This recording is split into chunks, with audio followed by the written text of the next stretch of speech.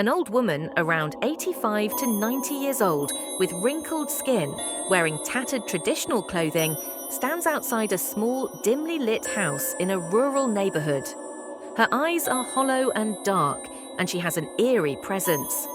The night sky is dark with a faint moonlight casting long shadows. The old woman's nightly rituals image prompt a dark burial site at night with mist rising from the ground. The old woman, hunched over, walks toward a shadowy figure, a mysterious guru in a long black robe. Strange symbols are drawn on the ground with candles flickering around them. The atmosphere is unsettling, and dark spirits linger in the background. Scene 3. The three deaths begin. Death of the teenage boy, Ramesh.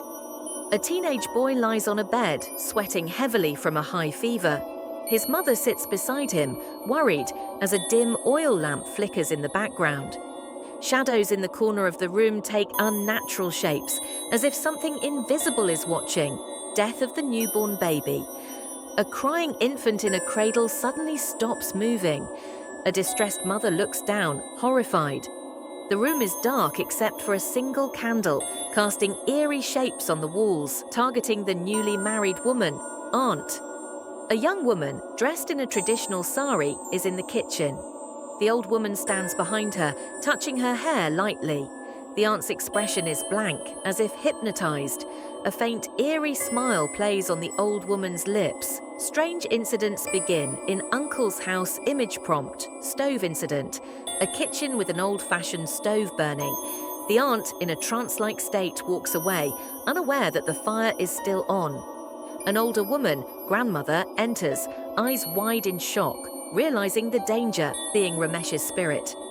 The aunt stands in a dimly lit corridor, staring in horror as a faint, ghostly image of Ramesh appears at the end. His eyes are hollow, and tears stream down his face.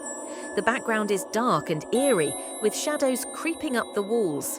Hearing crying at night. A traditional Indian house at night. The aunt sits in bed, clutching her blanket tightly. Outside the window, a shadowy figure stands on a terrace, weeping. His pale face and glowing eyes are visible through the darkness.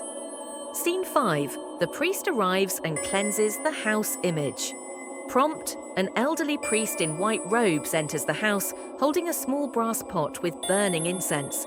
His eyes are serious as he senses negative energy. A faint, ghostly mist lingers around the room. The aunt, sitting nearby, looks exhausted and terrified. Image prompt, the final cleansing. The priest ties a small sacred charm around the aunt's wrist. A bright, divine light radiates from it, pushing away shadowy figures in the background. The house feels peaceful again as the dark presence fades into nothingness.